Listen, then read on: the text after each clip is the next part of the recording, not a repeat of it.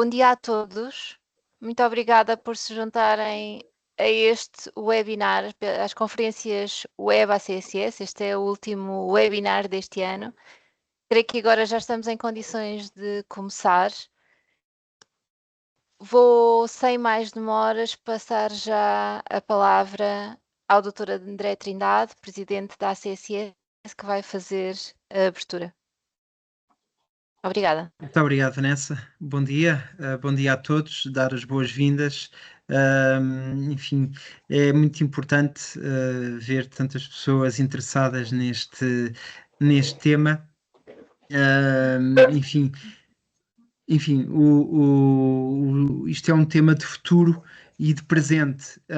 ou seja, a participação pública e a colaboração em saúde são de facto fatores essenciais num mundo mais complexo, interligado, e portanto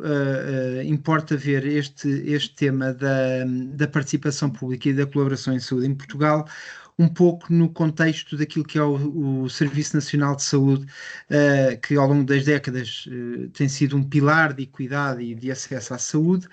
mas, no entanto, também enfrenta desafios significativos enquanto pilar. Temos o envelhecimento da população, o aumento das doenças crónicas, a escassez de recursos em várias áreas, e estes desafios exigem soluções inovadoras e sustentáveis, e de facto eu creio que é aqui que a participação dos cidadãos pode fazer uma diferença real. E nesse sentido, quando falamos em participação dos cidadãos, importa perceber de que forma é que essa participação pode ser feita. E, portanto, ela pode envolver os cidadãos na tomada de decisão, que diz respeito à sua saúde, a diferentes níveis. A participação individual, e, portanto, aí os utentes fazem as suas escolhas, participam nas escolhas sobre o seu próprio cuidado de saúde, é uma participação ativa, de decisão. A nível comunitário, onde os grupos são consultados sobre as políticas e programas de saúde, e no contexto da reorganização vertical do sistema em ULIS, esta dinâmica comunitária assumiu um papel que não tinha até então e é muito importante para aquilo que é o trabalho das ULIS, e depois naturalmente também a nível político e institucional, onde os cidadãos e organizações colaboram nas estratégias, são ouvidos e no desenho também das reformas. Mas isto não é apenas algo que se diga por dizer, é porque de facto esta participação traz benefícios porque melhora a qualidade das decisões, as políticas de saúde desenhadas com base nas necessidades e experiências dos cidadãos, naturalmente têm uma maior probabilidade de serem eficazes, portanto vamos ao encontro daquele princípio da equidade em saúde, que é eu garantir que tenho cuidados de saúde que vão ao encontro das necessidades específicas do público, dos utentes que têm necessidades de saúde. Fortalece também a confiança, ou seja, quando as pessoas se sentem ouvidas, isto é o princípio de qualquer organização, quando as pessoas se sentem ouvidas, a confiança nas instituições aumenta, e promove também a responsabilidade. Ou seja, ao envolvermos os cidadãos na gestão da saúde, ajuda a criar também uma cultura de corresponsabilização e, portanto, sabemos que nos dias que correm é algo de muito importante quando falamos do Serviço Nacional de Saúde. Enfim, há várias iniciativas, como os conselhos de utentes, os orçamentos participativos, as iniciativas comunitárias, mas, no fim de contas, o que aqui se quer, de facto, é que este entendimento de integração vertical do sistema se assegure que não deixa de lado ou à parte aqueles que de facto têm um papel muito importante no desenho, quer da capacidade assistencial, quer da afinação, no caso das ULIS, das suas políticas de intervenção mais alinhadas às necessidades locais. E claro que isto nos coloca alguns desafios, os desafios que enfrentamos no sistema no seu todo, as questões da desigualdade no acesso à participação, ou seja, nós não conseguimos ter uma regra que garanta que de norte a sul esta participação seja uniforme, Depois também, naturalmente, as questões de educação e capacitação. Nem todos os cidadãos estão igualmente capacitados ou cientes até da capacidade e possibilidade de participar. E depois, enfim, as barreiras burocráticas que se vão colocando nos mecanismos e processos de consulta, que por vezes acabam por ser mais uma máquina de burocracia do que uma máquina efetiva de conseguirmos que os contributos das pessoas e do cidadão tenham reflexo naquilo que é o dia a dia das instituições. E, portanto, para estas três dimensões, é necessário de facto investirmos na educação para a saúde, promover as questões da literacia, para que as pessoas possam também tomar decisões informadas e, portanto, se passam a ser parte do contexto, então elas também poderão, nós só conseguimos gerir aquilo que conseguimos medir e fazendo uma aproximação a este princípio, só aquilo que percebemos é que conseguimos também dar contributos. Por outro lado, a simplificação dos processos também é muito importante, tornar estes mecanismos de participação mais acessíveis, exatamente por a questão da burocracia que há pouco tinha aludido, e também aproveitar a tecnologia. Ou seja, tal como hoje aqui estamos a fazer, se calhar há uma década estaríamos todos reunidos, não que isso não seja muito agradável, mas nos tempos que correm é uma forma também de nós conseguirmos uma maior proximidade e ampliar o alcance e facilitar a colaboração. Portanto, em suma, eu diria que a participação pública e a colaboração são essenciais para um sistema de saúde mais justo, eficiente e sustentável, porque todos nós ganhamos com esta participação e, de facto, Portugal tem condições para ser um exemplo de como envolver as pessoas na construção de soluções de saúde que atendam às reais necessidades da população. Com cidadãos, profissionais ou decisores, com qualquer um de nós nessa qualidade, se aplicável, todos temos um papel a desempenhar e, portanto, junto podemos transformar os desafios, os grandes desafios do Serviço Nacional de Saúde em oportunidades e, de facto, construir um futuro mais participado e mais saudável para todos. E, portanto, também congratular a equipa que está a preparar que tem vindo a preparar estes webinars que se realizam desde 2022 e que saibamos todos, saibamos ou consigamos também, fruto destes webinars, tirar algumas lições que possam ser aplicáveis no nosso dia a dia. E, portanto, vamos ter aqui agora duas ULS, a do Alto Ave e a ULS Coimbra, que exatamente nos vão dar prova acabada disto que eu acabei de dizer. Muito obrigado a todos. Muito obrigada, Dr. André. Passava então desde já a palavra ao nosso moderador, que é o Dr. Carlos Galamba, vice-presidente da ACSS. Obrigado, bom dia a todos. Começo por agradecer as palavras aqui do Sr. Presidente, excelente enquadramento deste ciclo de conferências e sem mais demoras eu iria fazer então aqui uma apresentação dos dois oradores destas duas ULS. Começo por apresentar o Presidente do Conselho de Administração da Unidade Local de Saúde de Coimbra,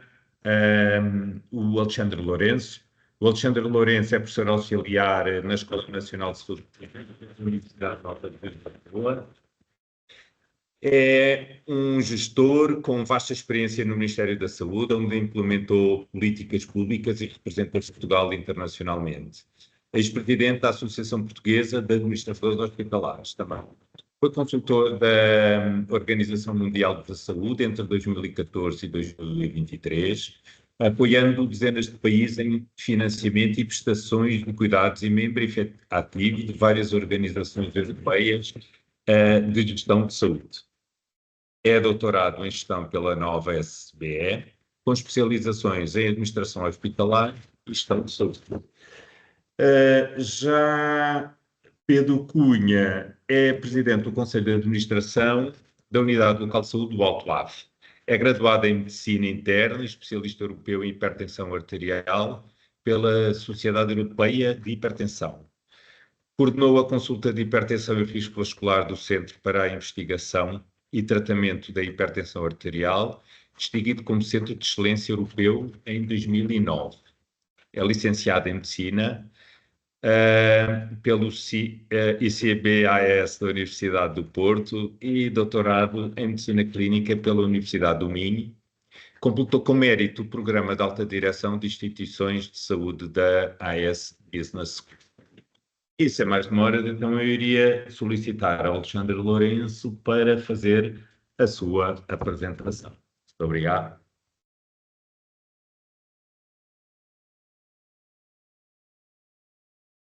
Bom dia a todos, espero que me consigam ouvir bem. É realmente um prazer estar aqui na qualidade de Presidente do Conselho de Administração da ULS Coimbra, a falar num evento da ACSS, que é uma casa onde trabalhei vários anos da minha vida. Não perdi o cabelo todo como o Carlos Galamba na ACSS, mas perto. Vou perdendo agora aqui em Coimbra de forma acelerada. Mas dar nota da importância de cumprimentar também o Sr. Presidente da ACSS, o Dr. Carlos Galamba, a doutora Vanessa e toda a equipa da ACSS e, evidentemente, a todos os colegas que estão a assistir a esta sessão para discutirmos aqui um pouco e trocarmos ideias sobre como permitam-me dar nota, pelo menos a minha perspectiva, como é que nós mobilizamos os nossos stakeholders, uma vez que cada vez mais existe organizações deste tipo, essencialmente esta necessidade de mobilização de várias vertentes e vários stakeholders locais, até que, por exemplo, o Plano de Desenvolvimento Organizacional para 2025, o que é pedido também às unidades locais de saúde é desenvolver este contexto de sistema local de saúde, e cada vez mais estes modelos de participação e mobilização de stakeholders fazem mais sentido, mais uma vez, ainda mais dentro de um contexto de unidade local de saúde. Eu creio que não estou a conseguir partilhar já aqui, vou experimentar aqui, se consigo partilhar aqui os meus slides convosco. Já está. Como sabem, eu costumo dizer aqui a Unidade Local de Saúde de Coimbra, ou como qualquer outra Unidade Local de Saúde, é a expressão do Serviço Nacional de Saúde num determinado contexto geográfico e de obrigações assistenciais e outras. A missão da ULS Coimbra é de prestar cuidados de saúde integrados de elevada qualidade e centrados nas pessoas, com este objetivo de melhorar a saúde e o bem-estar da nossa comunidade. Ora, face a esta missão, o nosso posicionamento desde o início, esta missão foi definida ainda durante no final do ano 2023, quando nos foi pedido o desenvolvimento do Plano de Desenvolvimento Organizacional para 2024, só conseguimos melhorar realmente a saúde e o bem-estar da nossa comunidade se tivermos uma perspectiva de envolvimento da comunidade. E foi nesse contexto que das primeiras atividades que desenvolvemos através do nosso serviço, Departamento de Saúde Pública, foi de caracterizar muito bem a população desta ULS. Ela não é a ULS que tem mais, ou que tem responsabilidade primária sobre o maior número de habitantes, existem outras com maior dimensão, mas é certamente a que tem mais número de conselhos e mais, porventura, mais heterogeneidade de indicadores demográficos ou sociodemográficos e mesmo de saúde. A ULS estende-se desde o Atlântico até à Serra, com uma larga extensão territorial e com características muito distintas. Reparem que mais de 100 mil pessoas dos nossos utentes necessitam de mais de 45 minutos para se deslocarem à sede da própria instituição, que é localizada em Coimbra. E mais de 40 mil pessoas distanciam mais de uma hora. Mesmo quando analisamos os indicadores de saúde, existe uma discrepância muito grande também a nível de acesso ao médico-família, e depois, por outro lado, temos, do ponto de vista de saúde, uma mortalidade, natalidade, mortalidades e determinantes de saúde diferentes ao longo de cada concelho que assistimos. Por exemplo, mostro-vos aqui uma taxa bruta de mortalidade que é superior à média nacional, mas que é muito heterogénea no contexto da ULS de Coimbra. Portanto, temos necessidades assistenciais diferentes em alguns concelhos quando comparamos com outros. Igualmente para a taxa bruta de natalidade, apesar de sermos a instituição que faz mais partos a nível nacional, e que durante este mês estamos a ultrapassar os 5 mil partos, a nossa taxa de bruta de natalidade, a nossa população direta é ainda inferior à média nacional, uma vez que somos uma entidade de cuidados diferenciados da região centro, recebemos grávidas de toda a região, mas também o nosso índice de envelhecimento é superior à média nacional. Mas veem bem neste mapa a grande heterogeneidade do nosso território, o que vai obrigar também da parte da Unidade Local de Saúde respostas diferentes de acordo com as necessidades de cada população. A nível de morbilidade, não são muito diferentes da morbilidade um pouco todo o território, maior prevalência de doenças de metabolismo dos lípidos, de hipertensão arterial, 1 em cada 4 pessoas. Um problema grave que temos de cerca de 16% de pessoas com perturbação depressiva, mas representa no sexo feminino, no género feminino, 1 em cada 4 mulheres sofre depressão. Depois temos também questões relacionadas com obesidade e com diabetes. Por outro lado, para além de tudo, somos também, a nível de cuidados diferenciados, a instituição que também tem maior número de centros de referência e pertence a redes europeias de referenciação, o que dá nota bem do grau de diferenciação da componente hospitalar, face também à necessidade, e que sempre existiu, não é diferente a partir do momento que tenhamos o OLS. Hoje passamos a ter mais instrumentos para gerir a procura da nossa área de influência primária, mas conciliar uma oferta e uma gestão da procura desta área de influência primária tem que se coadunar também com o elevado grau de diferenciação que nós temos na oferta hospitalar. E é nesse sentido que, quando fizemos uma elaboração, uma identificação dos nossos stakeholders, as partes interessadas para a OLS, identificámos aqui uma multitude de entidades, desde a necessidade de reforçar as parcerias com os serviços sociais, com as instituições privadas, na colaboração com a academia e a investigação e também com os municípios. Isto parece-nos claro e no desenvolvimento do nosso plano estratégico para 2030, estas matérias são muito bem desenvolvidas e particularmente na necessidade de criar novos órgãos de participação no contexto da Unidade Local de Saúde. Parece-nos evidente, até pelo contexto existente, que se nós não tivermos uma gestão cuidada da nossa população, da nossa área de influência primária, teremos grandes dificuldades também em assegurar o grau de diferenciação da componente hospitalar. E foi nesse sentido que, desde o primeiro momento, começámos a desenvolver o plano estratégico.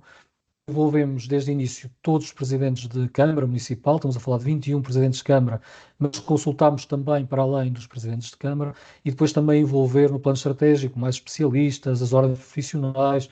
as unidades de investigação que trabalham connosco. Para ter ideia, nós temos cerca de 1.200 estudantes de medicina, 300 estudantes de medicina dentária, mais de 1.000 estudantes de enfermagem, mais de 600 estudantes de tecnologia que vivem connosco, convivem connosco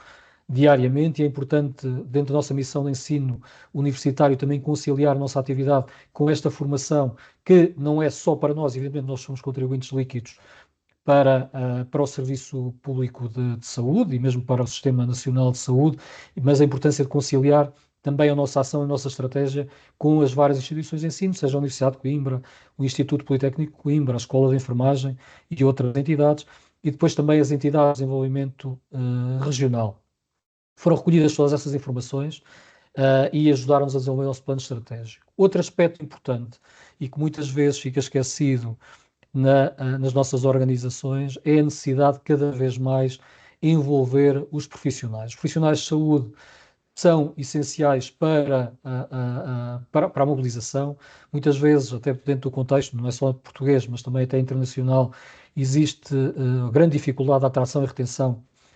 de profissionais de saúde no contexto dos sistemas de saúde públicos e privados, portanto, há nota disso,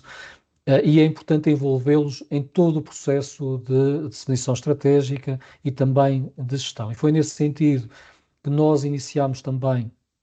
um processo inicial, e são dados até a março do ano passado, um processo inicial de identificação de desafios e oportunidades em conjunto aberto a todas as instituições. Lançámos inicialmente logo em janeiro um programa de integração, Integrar Mais, em que solicitámos aos profissionais de saúde a apresentação de candidaturas de projetos para a integração de cuidados, por exemplo. Apareceram logo várias candidaturas, selecionámos depois 10 e estão a ser implementados 3 projetos. A única exigência que tínhamos era que esses projetos tivessem que envolver profissionais de cuidados primários e profissionais dos cuidados hospitalares, e vamos relançar mais uma vez esse modelo já a partir de janeiro do próximo ano. Outro aspecto importante foi colocar perguntas-chave aos profissionais, quer na definição dos valores, quer nas prioridades estratégicas, vou mostrar o que fizemos, e também criar um site de laboratório de ideias para a instituição. Por exemplo, na identificação dos valores da instituição, nós tivemos uma participação ainda baixa, de cerca de 800 respostas individuais dos nossos profissionais, que conseguimos identificar os valores da instituição, que na prática são os cuidados centrados na pessoa, como sabe, devem guiar toda a ação e todas as decisões gestionárias da organização, os cuidados centrados na pessoa, a dignidade humana e satisfação profissional, que tiveram uma votação expressiva, e depois acessibilidade, empatia e excelência com uma votação menor. E também colocámos à votação dos profissionais, na questão dos valores, colocámos vários valores, estes foram os selecionados, e depois também na definição de prioridades dos eixos estratégicos, pedimos aos profissionais também para ordenarem os eixos estratégicos a nível do plano estratégico. E o que é que nós tivemos aqui foi, pasmem-se, o capital humano foi votado como o mais relevante pelos profissionais, seguindo-se a prevenção e proximidade, terceiro, respostas integradas e centradas no cidadão, quarto, a excelência assistencial, quinto, sustentabilidade e mobilidade, o sexto, ensino, investigação e diferenciação, e por último foi colocada a redução de desperdício também. Para os profissionais de saúde,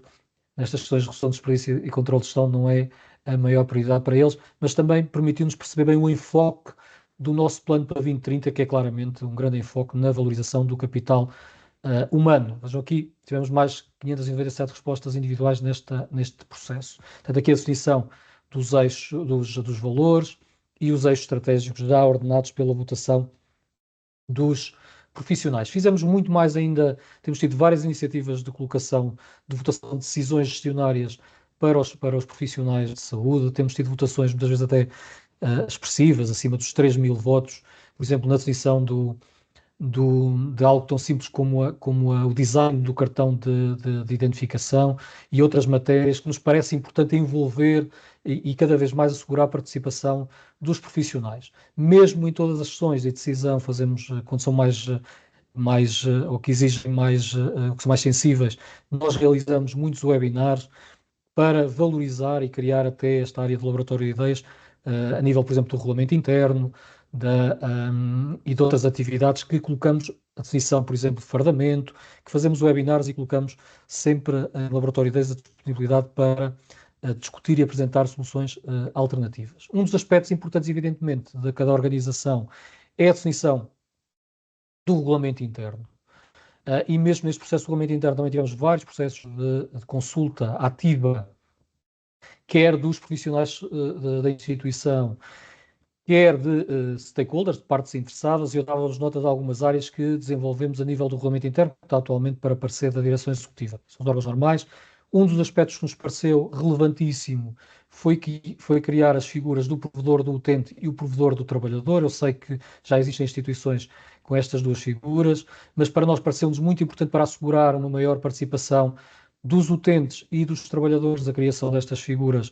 para apoiar a organização a desenvolver serviços que vão de encontro às necessidades dos utentes, mas também assegurar a satisfação dos trabalhadores,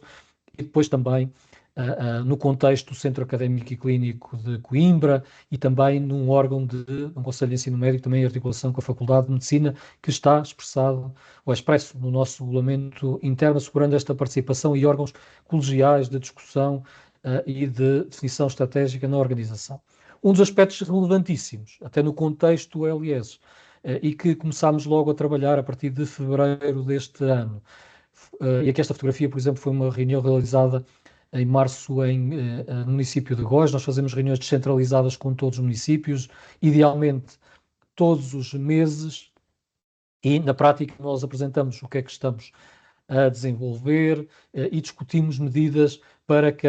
no contexto da OLS, e pareceu-nos relevante formalizar a existência deste órgão, que foi ad hoc, informal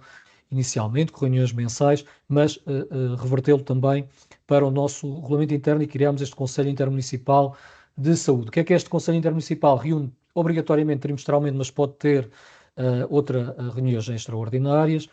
É coordenado pelo Presidente do Conselho de Administração, tem a presença de todos os presidentes de Câmara dos municípios que compõem a OLS, depois tem o representante das instituições das IPSS da região, um representante do Centro Distrital de Segurança Social e também um representante das associações de saúde. O nosso objetivo aqui, claramente, é criar aqui mecanismos de participação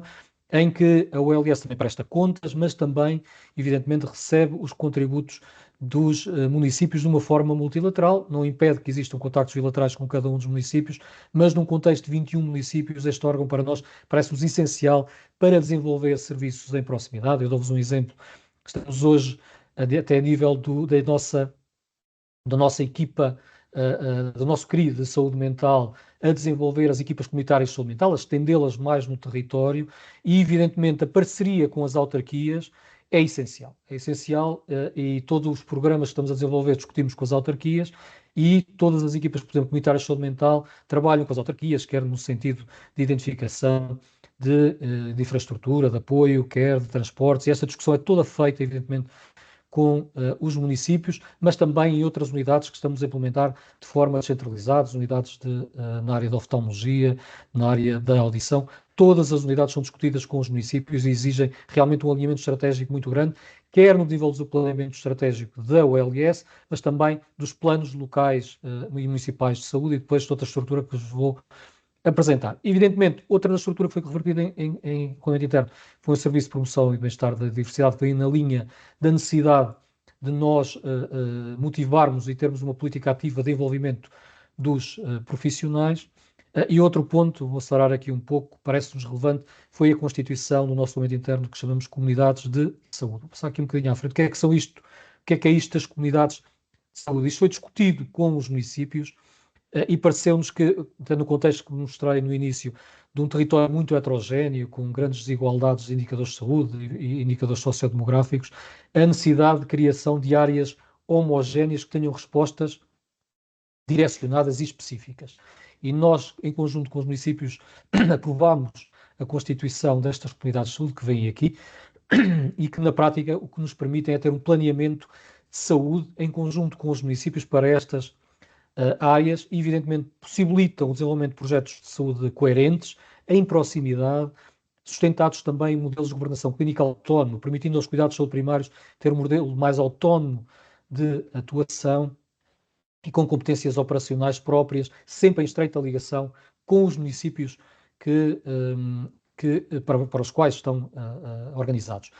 O último mapa, este mapa que vem aqui, foi uma interação, fizemos pelo menos 3 versões, esta foi a 3ª versão do mapa, em grande discussão ativa com todos os municípios, muito baseado no documento da saúde pública, de identificação e de caracterização do perfil de saúde da região e foi possível chegar a este mapa final com a região. Evidentemente não vos vou passar, mas, por exemplo, mesmo agora no desenvolvimento de centros de atendimento clínico, a nossa aposta é criar respostas, por exemplo, ao doente agudo e emergente no contexto de cada região. Por exemplo, no mapa ali laranja, no próximo domingo, iremos abrir um centro de atendimento clínico em Cantanedo, no Hospital Arcebispo João Crisóstomo. Já temos uma SUB em Arganil, da rede de urgências. Vamos criar também em Ancião,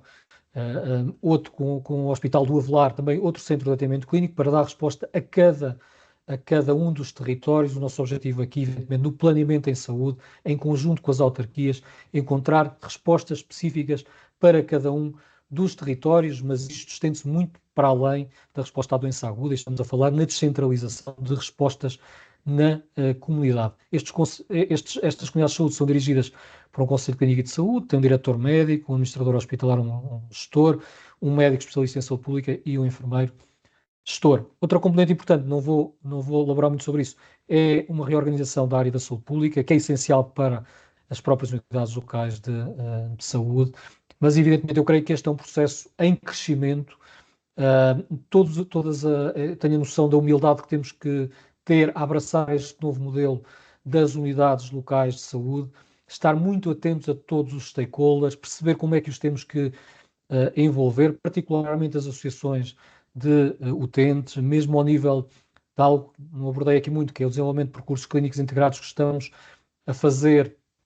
para a diabetes, para a insuficiência cardíaca, para as demências com o chaleio, para as doenças crónicas respiratórias, para a gravidez, envolver o máximo possível dos doentes no próprio desenho desses percursos clínicos integrados, de uma forma mais formal do que tem ocorrido até agora, mas esta necessidade claramente de envolver ao máximo todas as partes interessadas para conseguirmos prestar cuidados mais centrados nas pessoas. Eu creio que estamos numa fase crítica, evidentemente,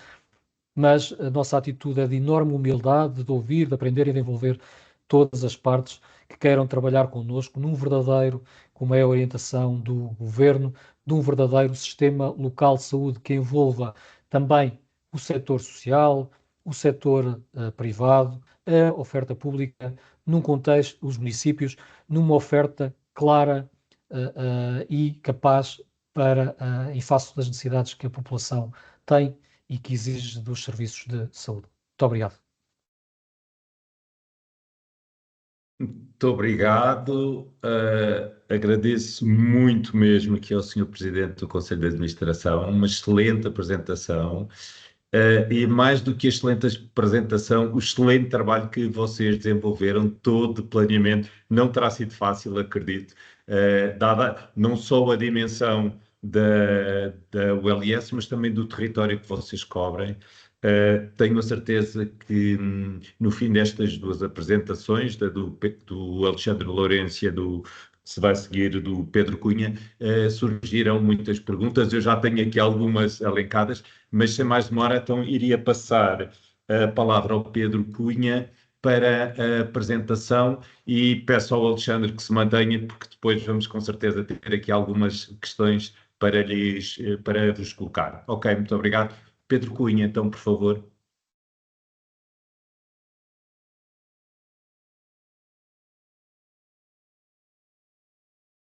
Desculpa, agora sim, desculpem. Muito boa tarde a todos. Eu queria começar por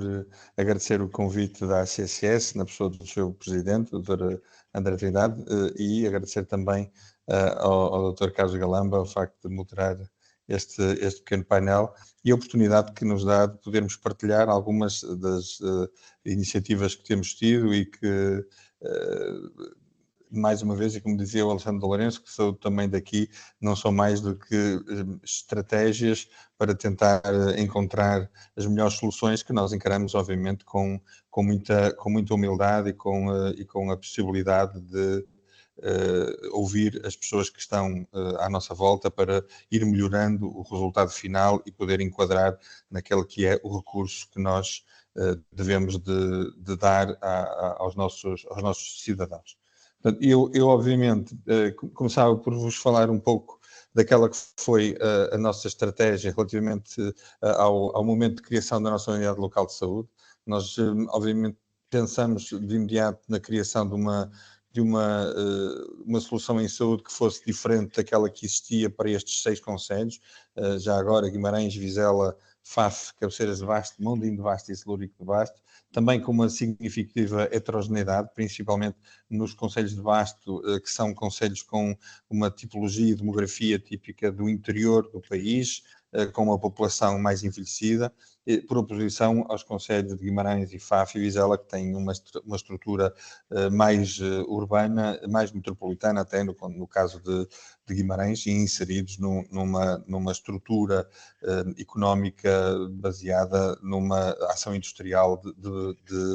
de bastante impulso. E, portanto, nós queríamos, de alguma forma, e essa foi a nossa principal preocupação, estabelecer uma estratégia em que, mesmo que havendo dificuldades geográficas, demográficas e diferenças geográficas e demográficas em cada um destes concelhos, poder, de alguma forma, não standardizar, porque esse é um processo de homogeneização que normalmente elimina aquelas que são as boas idiosincrasias existentes nas populações, mas antes, pelo contrário, estabelecer um conjunto de procedimentos comuns que nos permitisse assegurar que não havia cidadãos de primeira e de segunda e que o cidadão que entra ou que contacte com a nossa estrutura em Guimarães ou em Faf tenha exatamente o mesmo tratamento do que aquele que vem até nós com o mesmo problema em Montinho de Basto ou em Celúrico. E, portanto, sendo para nós um desafio esta questão da reorganização em unidades locais de saúde como uma nova estruturação de cuidados. A verdade é que nós entendíamos que não há unidades locais de saúde sem integração clínica entre cuidados de saúde primários e hospitalares, sem reestruturação administrativa e financeira e logística das instituições e, acima de tudo, não há excelência de cuidados sem estratégia académica de capacitação, técnica, de formação contínua associada aos processos de IDI. E, acima de tudo, não há acessibilidade a cuidados de excelência sem proximidade na prestação de cuidados. Portanto, nós definimos esta estratégia numa pirâmide de base triangular, com 4 vértices que nos pareciam indissociáveis: a investigação, o ensino, a entrega de cuidados de saúde e a translação entre a investigação, o ensino e essa mesma entrega, tendo uma noção de que só crescendo nos 4 vértices conseguiríamos encontrar um caminho que permitisse ser atrativo para os profissionais e, ao mesmo tempo, entregar um conjunto de estratégias de qualidade em termos de cuidados de saúde naquilo que diz respeito aos cidadãos. Nós definimos 7 estratégias integradoras e para o futuro. Eu não vos vou falar particularmente delas hoje, porque o objetivo é particularmente definir aquela que é a importância que tem para nós a estratégia colaborativa e multimodal. Mas é óbvio que ao longo da minha exposição vos vou poder mostrar de que forma é que esta estratégia de colaboração com diferentes stakeholders e com envolvimento e participação pública externos ao Serviço Nacional de Saúde, nós fomos conseguindo atingir alguns dos objetivos a que nos propusemos nas outras 6 estratégias integradoras. Obviamente, como dizia há pouquinho o Alexandre, a integração clínica é de facto um aspecto crucial. Nós temos neste momento em curso cerca de 30 processos integrados que estão em implementação na nossa unidade local de saúde, sobre patologias que os próprios cuidados de saúde primários e hospitalares entenderam ser aquelas em que devia existir uma estratégia de rápida alocação e afetação de recursos diferenciados ou de vigilância, conforme aquilo que se colocasse, mas o que é importante para nós foi ter conseguido implementar esta estratégia colaborativa multimodal para fora do Serviço Nacional de Saúde, com a intenção de construir um serviço local que fosse mais forte. É lógico que a nível individual nós temos várias formas de assegurar a participação dos cidadãos na nossa estratégia de desenvolvimento, quer seja através do provedor do utente, quer seja através da participação das associações de utentes, nomeadamente até naquela que será,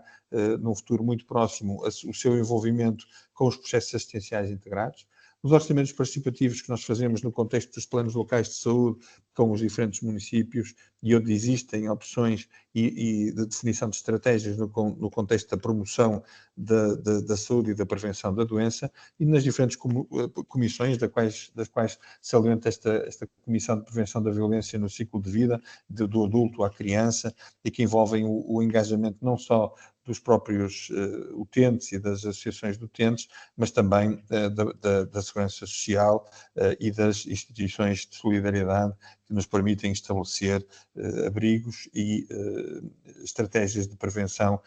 desta violência, que não é só a violência física, é também a violência do abandono e do isolamento dos nossos idosos e dos nossos pilares da comunidade de há 50 ou 60 anos que agora passam por dificuldades. Mas queria falar-vos particularmente desta estratégia multimodal. A noção que tínhamos era de que os cuidados de excelência do utente, com o utente ao centro, que é uma expressão que nós utilizamos muito, mas que não nos permite ignorar os aspectos que influenciam o processo de saúde. A sustentação de ganhos em saúde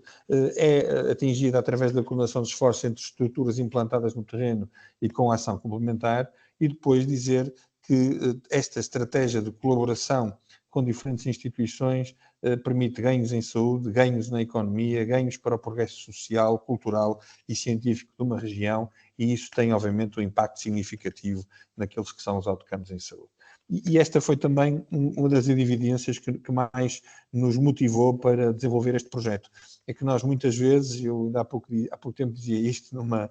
reunião em que estive também com o Dr. Carlos Galamba, nós muitas vezes temos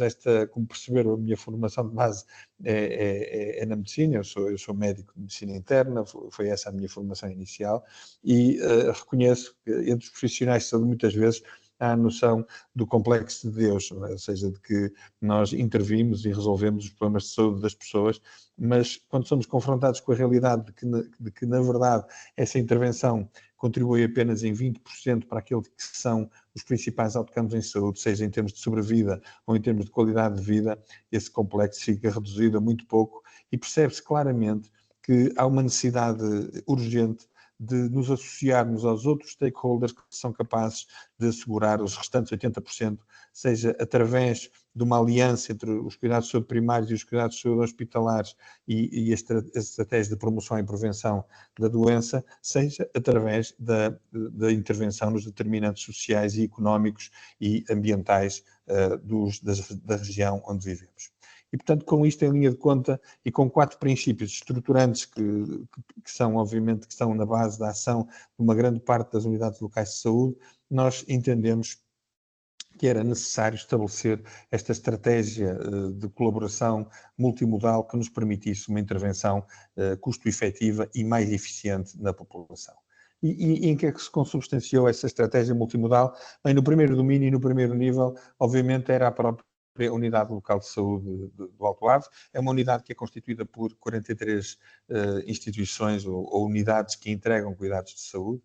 desde a unidade hospitalar a 42 unidades funcionais de cuidados de saúde primários. Tem cerca de 500 mil de utilizadores, entre os quais cerca de 300 mil que habitam diretamente no nosso território e os restantes que provêm de territórios adjacentes e que escolhem a Unidade Local de Saúde para obter os seus cuidados e que nós, obviamente, temos que satisfazer, e que se estende por cerca de 1.080 km²,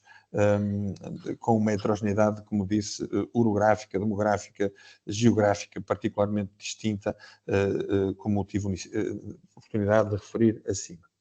O segundo domínio que nós incluímos, o segundo nível desta estratégia de colaboração multimodal, foi sem dúvida o nível das instituições académicas e de inovação, desenvolvimento e investigação. Nós temos uma ligação particular à Universidade do Minho, da sua Escola de Medicina e de Enfermagem, mas temos também adquirido ao longo do tempo um conjunto de interações com múltiplas instituições de saúde de diferentes grupos profissionais, desde a enfermagem à medicina, como disse inicialmente, mas também a todas as estratégias associadas à gestão e à administração em saúde, à investigação clínica, ao desenvolvimento da medicina de precisão, e todas estas instituições que aqui vemos representadas e que acederam a colaborar nesta estrutura que criamos desde 26 de fevereiro de 2024, fazem hoje parte deste nível de cooperativo no contexto académico da investigação e desenvolvimento. E isso permitiu-nos, com a sua ajuda, ter uma estratégia dirigida para vários problemas que fomos encontrando na Unidade Local de Saúde. O primeiro, que é um problema que não é só nosso, é europeu, é mundial, é navegar a crise de profissionais de saúde que nós vemos em diferentes locais do mundo, como eu dizia há pouco, e que nos permitiu estabelecer o cofinanciamento de programas doutorais e de mestrado e de abrir aqui perspectivas de crescimento pessoal e de progressão para os nossos profissionais de saúde. A adequação societária dos modelos de organização do trabalho, que tem obviamente que ser feita tendo em linha de conta aquela que é a evolução desses valores da nossa sociedade e que são diferentes do que eram há 20 ou 30 anos e, portanto, que precisam de uma estratégia inteligente de captação dos nossos profissionais, mas também do estabelecimento de um aspecto que por vezes não é devidamente curado e que é o da saúde organizacional. O do estabelecimento de uma estratégia que nos permita ter um ambiente de trabalho saudável, seguro, onde as pessoas estão disponíveis para apresentar aquelas que são as suas dificuldades e os erros que cometem, ao mesmo tempo que isso nos serve para aprender e fazer progredir aquela que é a nossa capacidade de comunicação e de colaboração uns com os outros no contexto das equipas multidisciplinares. E este era um problema que nos parecia muito importante e particularmente pungente no contexto da criação das unidades locais de saúde e da necessidade de, ao contrário do que tinha acontecido nos 40 anos anteriores, não termos que partilhar estratégias e domínios de intervenção entre cuidados de saúde primários e cuidados hospitalares, cuja, obviamente, a colaboração no passado não tinha sido ideal. e por isso esta parceria que fizemos com o Centro de Simulação Médica da Harvard Medical School e com este programa de criação de uma aprendizagem baseada e direcionada para a performance na segurança tem sido particularmente interessante. Já engoliu mais de 270 profissionais da nossa unidade local de saúde que voluntariamente se ofereceram para fazer parte das equipas que implementam esta estratégia e que constroem unidades organizadas com base neste ambiente de saúde, de partilha e de progresso em conjunto. Por outro lado, esta colaboração académica e de investigação tem permitido aumentar a nossa estratégia translacional do conhecimento para os profissionais de saúde e para o contributo científico em si. São já mais de 200 estudos que temos em desenvolvimento no nosso centro académico e acabamos de inaugurar o nosso centro de investigação de ensaios clínicos precoces, contando já com ensaios clínicos de fase 1 e de fase 2, estabelecendo também assim uma estratégia de atração, de investimento e de captação da capacidade de realização de ensaios clínicos precoces para não só a nossa região, mas também para o país, que, como sabem, é uma área de alguma debilidade e que em conjunto teremos que ultrapassar. Isto permitiu-nos constituir vários consórcios, não só consórcios dentro das instituições académicas, mas também com o próprio tecido empresarial da região, que está, obviamente, interessado em desenvolver um conjunto de produtos, devices, estratégias de prestação de cuidados que precisam de ser validadas num ambiente rigoroso e num ambiente de investigação de translação, e foi isso mesmo que fizemos com a criação deste consórcio que está em funcionamento. Tem-nos permitido também avançar na criação de bolsas de redes de investigação clínica em cuidados de saúde primários, que obviamente tem potenciado toda esta estratégia de desenvolvimento para a área dos cuidados de saúde primários com o apoio da AICID, e tem permitido implementar estratégias inteligentes com a Fundação Carlos Gulbenkian e com a Coordenação Nacional de Políticas de Saúde Mental, em conjunto com os colegas de Coimbra, e um abraço também para o Alexandre Lourenço, que tem desenvolvido uma estratégia de identificação precoce da depressão pós-parto e da sua identificação e tratamento, que é bastante inovadora e no qual nós temos a honra de ser uma das OLS envolvidas. Trabalhamos, para além disso, com os nossos parceiros tecnológicos, no contexto de estarmos envolvidos no espaço europeu de dados em saúde, não só no domínio da investigação, mas também na perspectiva de criação de políticas de saúde pública sustentadas em dados e na criação de grandes data lakes que nos permitem uma avaliação mais correta daquela que é a nossa realidade, e estamos a trabalhar na criação, obviamente, de um dicionário de termos comuns para depois poder participar nesse espaço europeu. No fundo, a nossa estratégia é da criação de uma unidade universitária, que já é uma unidade de ensino e de investigação há mais de 20 anos, que recebe cerca de 1.500 alunos das diferentes grupos profissionais e que trabalha com 37 instituições de ensino de uma forma repetida ao longo de 20 anos, o que, obviamente, é também uma chancela da credibilidade que granjeou com essas mesmas instituições. O terceiro setor, que faz parte deste modelo multimodal, é o setor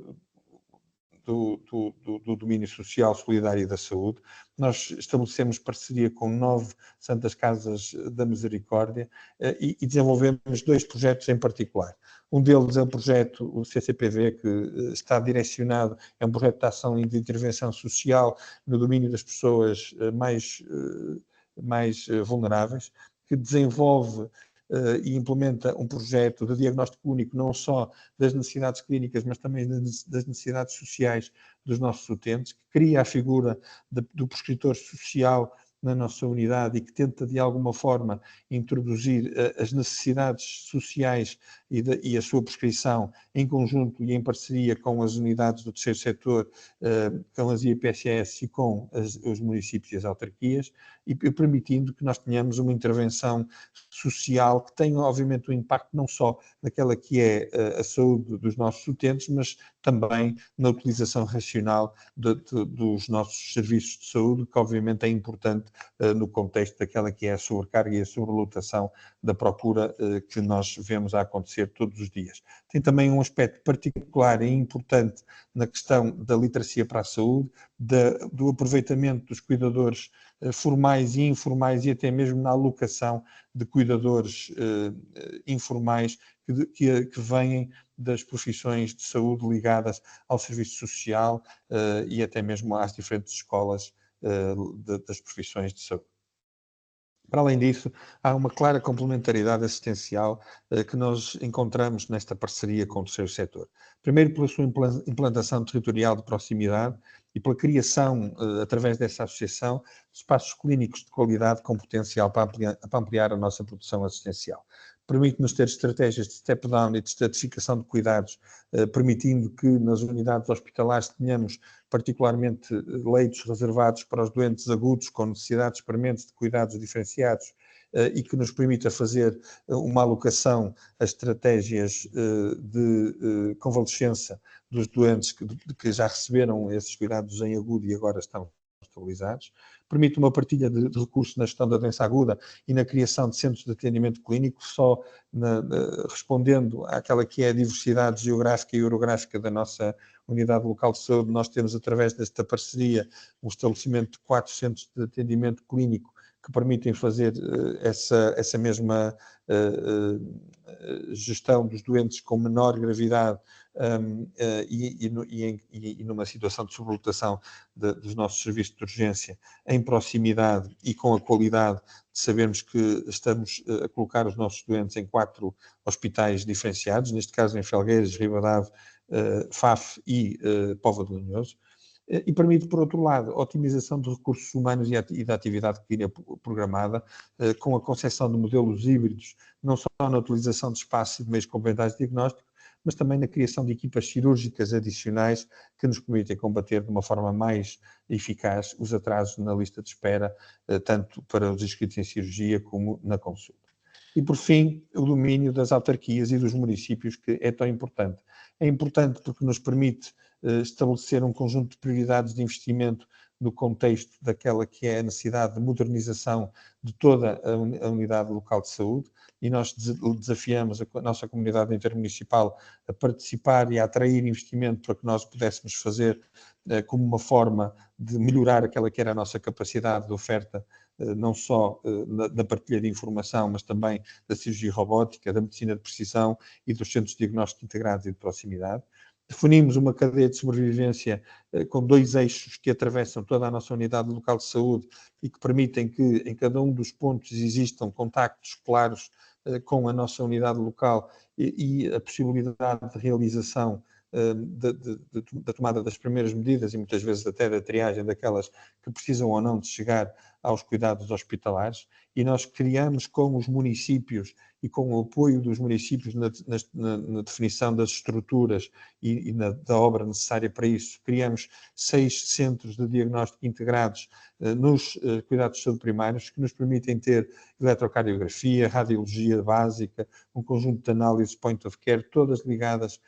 de uma forma, interligadas de uma forma, obviamente, digital com a unidade hospitalar e permitindo diagnósticos ou apoio diagnóstico das especialidades de serviço no hospital, evitando deslocações desnecessárias e a resolução em proximidade dos problemas da maioria da população que ali recorre. Foi também com o apoio dos municípios que conseguimos reestruturar e acomodar 2 unidades de reabilitação avançadas para os doentes pós-acidente vascular cerebral e pós-cirurgia por ortopedia, permitindo que após a fase aguda eles tenham uma reabilitação programada mais rápida em instituições associadas à nossa unidade local de saúde e que também funcionam como camas de retaguarda para aqueles pacientes que estão já em convalescença. E apesar de nós não termos uma influência direta na definição das estruturas dos novos centros de saúde e das novas unidades de saúde que cada município conseguiu granjear. Temos, obviamente, no contexto desta parceria, uma intervenção clara naquela que é a sua organização funcional, e isto tem-nos permitido definir políticas de distribuição de serviços e de otimização de recursos que são fundamentais para o funcionamento da unidade local de saúde e para o atendimento ao povo, à população. E, portanto, é nesta dimensão que vai nascer o novo Centro de Saúde de Guimarães e que tem já uma estratégia funcional adequada. O mesmo acontecerá em Faf, também fruto desta partilha com o município de Faf, e estas são todas as instituições que neste momento são instituições do domínio público de diferentes áreas e que estão envolvidas neste ecossistema colaborativo que envolve a nossa unidade local de saúde, a academia e as unidades de investigação, os municípios, numa estratégia que nos permitiu criar este ecossistema colaborativo e multimodal e que pretende, mais do que ser um ecossistema de colaboração, transformar a nossa região numa região inteligente de prestação de cuidados de saúde. Muito obrigado. Muito obrigado, Sr. Presidente do Conselho de Administração. Agradeço a partilha. Mais um excelente exemplo a juntar ao de Coimbra. E antes de passar aqui a palavra aos participantes, porque com certeza terão questões para vos colocar, eu iria fazer aqui uma pequena resenha. Eu vejo que em ambos os casos, Guimarães e Coimbra, vocês já são verdadeiros exemplos daquilo que é uma unidade local de saúde, que para isso foram constituídos há cerca de um ano atrás. Isto é, não são partes,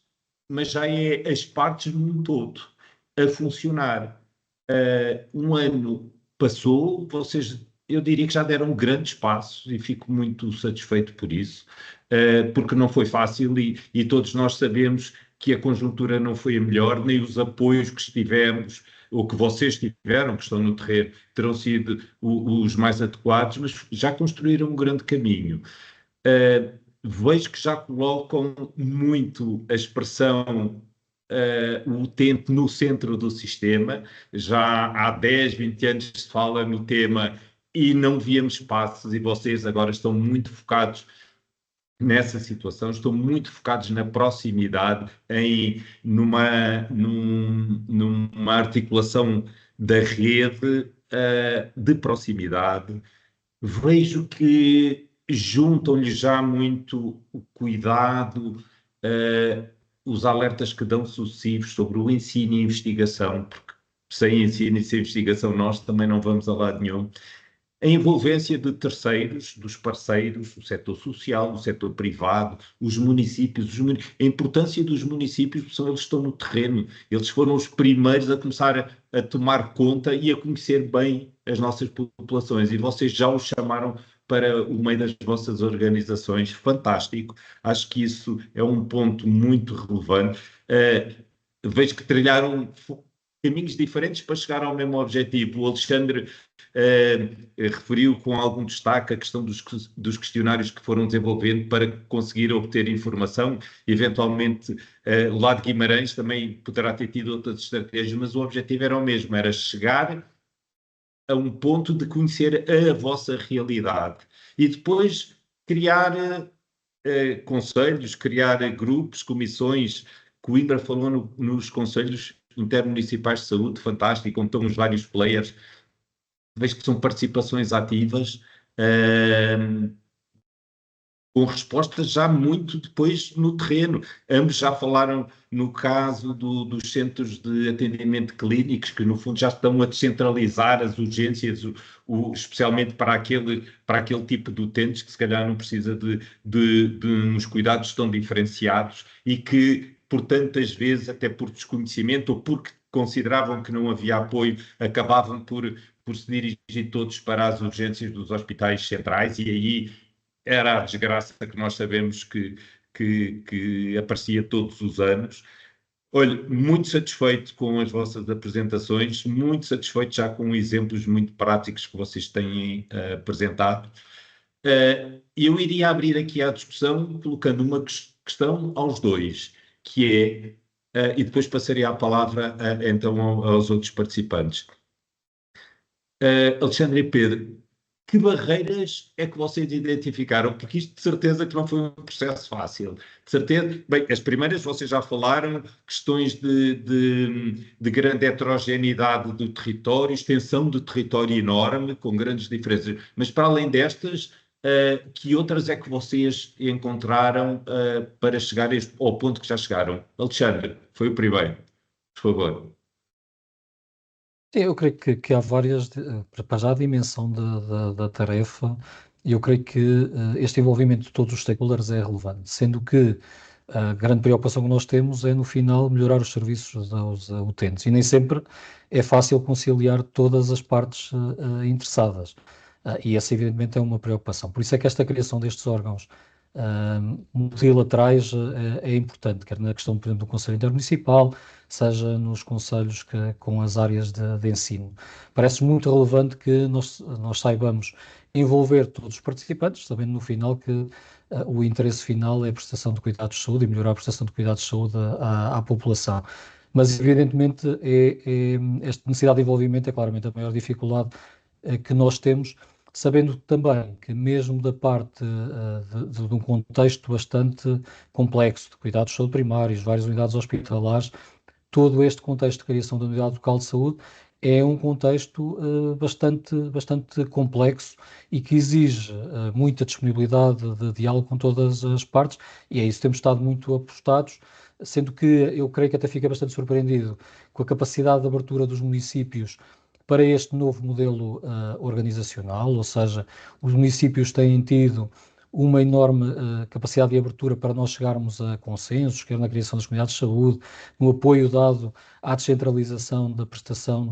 de cuidados de saúde. Agora, evidentemente, o sistema de saúde também exige muitas reformas no setor hospitalar, e eu creio que vejo mais dificuldades, muitas vezes, na componente hospitalar e de ultrapassar algumas práticas que já não são aceitáveis em organizações modernas, do que propriamente, por exemplo, na necessidade de envolvimento de vários stakeholders. Ou seja, com o setor social, com os municípios, ter sempre uma grande abertura. Eu creio que grande parte das nossas dificuldades para o futuro passam muito por ser capazes de reestruturar a prestação de cuidados de saúde de componente mais hospitalar. Pelo menos num contexto de um grande hospital universitário como o nosso. Ok.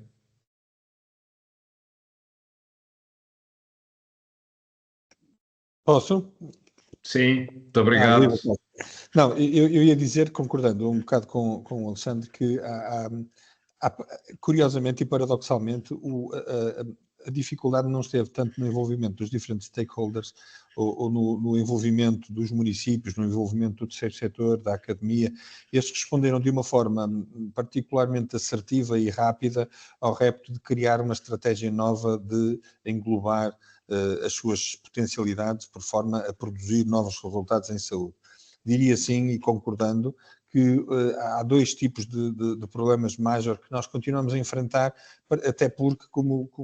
concordarão todos, a estratégia de criação de uma OLS, como já o Alexandre referiu, não é uma estratégia de criação que aconteça do dia para a noite ou em meia dúzia de meses. Não é uma corrida de 100 metros, é muitas vezes um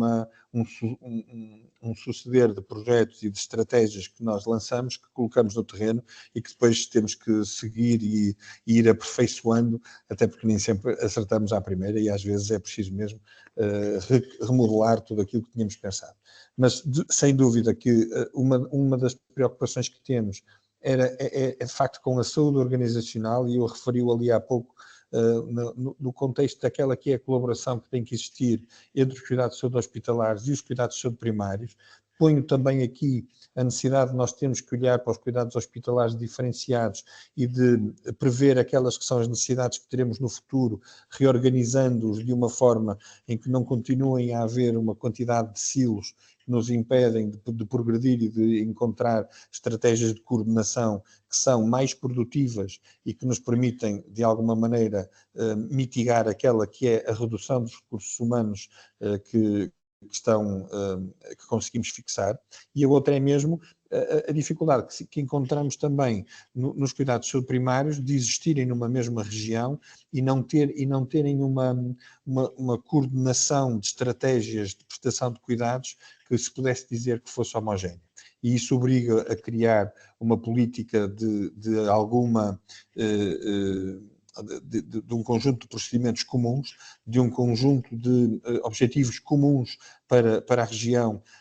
que são não apenas ditados por aquela que é a forma como as próprias unidades funcionais dos cuidados de saúde primários se organizavam, mas também por aquelas que são as reais necessidades das populações e as reais necessidades do trabalho em rede que tem que existir numa região entre os diferentes instituições de cuidados de saúde primários e os cuidados hospitalares. E obviamente que essas necessidades que são novas, que criam muitas vezes dúvidas e receios nos profissionais, têm que ser combatidos, como aqui já se disse bem, com diálogo, também com uma identificação clara do propósito pelo qual nós vamos propondo as mudanças e vamos propondo os projetos e progredindo com a capacidade de encaixar aquelas que são as sugestões que vêm do outro lado, porque estes profissionais também estão precisamente nesse mesmo terreno que é tão heterogéneo e precisamente com o conhecimento daquela que são as estratégias que melhor podem resultar, às vezes diferentes daquelas que nós idealizamos. Ok, obrigado. Como vejo que ainda não tenho aqui nenhuma questão da plateia, e eu continuo porque me sinto entusiasmado com as vossas respostas. Vejo que realmente já começa a haver aqui a tal articulação entre estes dois tipos de cuidado, que são de cuidados de saúde, que são a base, os cuidados de saúde primários e os cuidados de saúde hospitalares, e para isso estão vocacionadas as nossas unidades locais de saúde para prestar cuidados, mas eu iria recuar um bocadinho e perguntar-vos. A nossa ideia é, no limite, não ter utentes doentes dentro das nossas instituições. E, portanto, queria-lhes colocar uma questão aos dois, que é a propósito da promoção da saúde ou da prevenção da doença. Porque se nós também nos focarmos mais nestas duas vertentes, acabaremos por ter menos doentes para tratar. E agora começo pelo Pedro, para não ser sempre pelo Alexandre. Pedro, que medidas, se é que estão a ter, ou envolvimento de outros parceiros, por exemplo, ao nível da educação, estamos a falar de um setor muito importante, das escolas, para se poder começar a formar, desde tenra idade, os miúdos, para que realmente comecem a pensar que, se tomarem conta das suas saúdes, eles não serão tão cedo clientes das nossas unidades. Bem, obrigado pela pergunta. Eu penso que há aqui dois níveis que nós temos que referir para responder à pergunta. A primeira é que, de facto, é verdade, nós temos agora a possibilidade de articular um conjunto de políticas de promoção da saúde, especialmente quando, como exemplo nestas duas unidades, conseguimos articular tão bem a estratégia com os municípios, com as entidades do terceiro setor e com as entidades académicas. Quando conseguimos esta articulação, é mais fácil poder implementar um conjunto de estratégias de promoção e de prevenção da saúde. Mas é preciso dizer que nós, ao contrário do que aquilo que possa parecer e que possa às vezes transparecer como uma falsa expectativa de um futuro próximo, este reencontrado investimento naquela que devem de ser as ações da prevenção e de promoção da saúde não trará um conjunto de resultados absolutamente imediatos, nem a 2, nem a 3, nem a 5 anos. É preciso lembrar que isto é uma linha de investimento que precisa de ser progressivamente reforçada e que estas estratégias de comunicação vão ter um tempo de penetração nas populações que vai demorar. E que entretanto, nós vamos ter que, paralelamente, enquanto aumentamos esta promoção da saúde e estas estratégias de prevenção, vamos ter que prever que todos os outros cidadãos que estiveram nos últimos 30 ou 40 ou 50 anos expostos a toda aquela que não foi a estratégia de promoção da saúde, vão continuar a ter manifestações de gravidade que precisam de diferenciação no seu tratamento.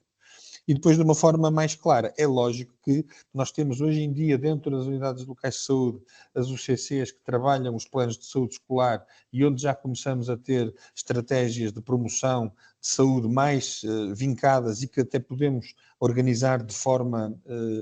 comum, digamos assim, porque existe de facto este elo de ligação à unidade local de saúde e às políticas comuns que ela determina. Há, por outro lado, uma necessidade de definir com também uma mudança do paradigma da comunicação de todos os intervenientes da própria unidade local de saúde, por forma a que as mensagens em saúde sejam iguais quando são ditas no hospital, ou quando são ditas nos cuidados de saúde primários, ou quando são ditas pelos responsáveis das escolas, e que nós tenhamos não uma mensagem que tem ruído e que conduz as pessoas àquela que é o falso conceito, ou a adotar aquilo que é mais conveniente, mas antes um conceito de comunicação comum, alicerçado em 4 ou 5 princípios básicos dirigidos àqueles que são os principais determinantes em saúde que não estão a correr bem e que nós precisamos de alinhavar entre todos. E aqui a participação com os municípios, com a academia e com as escolas tem sido absolutamente importante para conseguir alavancar estes programas de promoção em saúde. Ok. Obrigado, Pedro. Alexandre. Eu creio que esta matéria para as ULS é essencial, que é o desenvolvimento dos programas de proximidade e, particularmente, um grande investimento na prevenção da doença e na promoção da saúde. E, claramente, a capacidade que os serviços públicos de saúde têm de os implementar per si são muito limitadas e exigem uma parceria extensa com a comunidade. É evidente que nós, estava a pegar aqui uma pergunta que estava aqui colocada no chat, uma das questões que nós estamos a desenvolver, por exemplo, são as unidades de avaliação de oftalmologia em proximidade, que na prática são unidades que têm um técnico de ortótica, com um OCT e um retinógrafo de campo largo. Nós estamos a fazer esse investimento do ponto de vista de equipamento e de profissionais, mas também estamos a contar com o apoio das autarquias no processo, por exemplo, de instalação deste tipo de unidades. Mas isto abrange várias componentes, a questão do papel do Programa Nacional, do Programa da ULS, por exemplo, para a saúde oral, em que existe uma parceria também com a Faculdade de Medicina do âmbito da medicina, do mestrado integrado de medicina dentária, em que nós somos a unidade do país, até porque temos sorte de ter esta parceria, que trabalham na prática nas nossas instalações, o mestrado integrado é essencialmente nas nossas instalações. Existe aqui uma componente grande de oferta de serviços à própria comunidade e de descentralização até desses serviços no âmbito dos profissionais que trabalham das várias cadeiras que estão instaladas, por exemplo, na área da medicina dentária e de higiene oral em vários centros de saúde que, por falta de recursos, não estão operacionais. Estamos a falar de vários programas de saúde escolar, estamos a desenvolver ainda agora um programa também para combate à obesidade infantil, estamos a desenvolver, evidentemente também com uma participação dos municípios, num programa também e de desenvolvimento, estamos a discutir a possibilidade de alargar a mais parceiros o programa de rastreio de base populacional do cancro de cólon e reto. Portanto, há um conjunto de iniciativas que exige uma parceria intensa com vários stakeholders, com as autarquias particularmente, mas também com entidades do setor social e mesmo com entidades privadas. Eu creio que se exige a uma organização como a nossa é envolver todas as partes, porque o nosso objetivo aqui, no final do dia, é realmente, a nossa missão é prestar e melhorar a saúde da comunidade. Dentro das nossas capacidades, devemos utilizar e mobilizar todas as partes interessadas que podem estar a esta disposição. E esse é o nosso papel. Nós não deixamos de ter um papel, e parece-me, nesta lógica da criação de um sistema local de saúde, passamos a ter um papel muito mais alargado. Eu creio que, evidentemente, existem até algumas dores de crescimento deste processo, uma vez que muitas vezes, num contexto, particularmente num hospital universitário como o nosso, os stakeholders começam a ter pesos diferentes e representatividade diferente até na tomada de decisão e de envolvimento das autarquias, de envolvimento de outros stakeholders, de IPSS, do setor privado, e que começam a ter um papel mais relevante na organização. E isso, evidentemente, causa algumas dores, porque no final do dia, mais uma vez, o nosso objetivo é melhorar a saúde da comunidade, fortalecendo uma componente essencial no nosso contexto, que é de ser um hospital ou ter uma componente hospitalar altamente diferenciada, mas que na nossa visão estratégica, ela só pode ser reforçada se nós formos capazes de ter programas de promoção da saúde e prevenção da doença à montanha. Nós vemos bem o que se passa agora, o que se vai passar certamente a nível do inverno, e se nós, e até temos estratégias bem similares às apresentadas também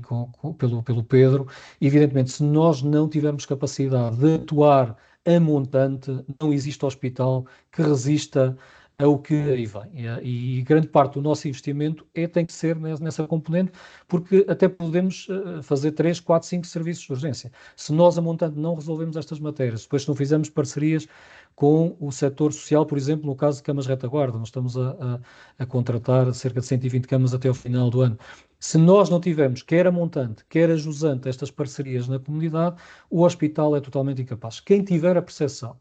que hoje um hospital, como parte de um sistema de saúde, pode viver isolado e sem trabalhar com os vários stakeholders da comunidade, está muito enganado, e esse hospital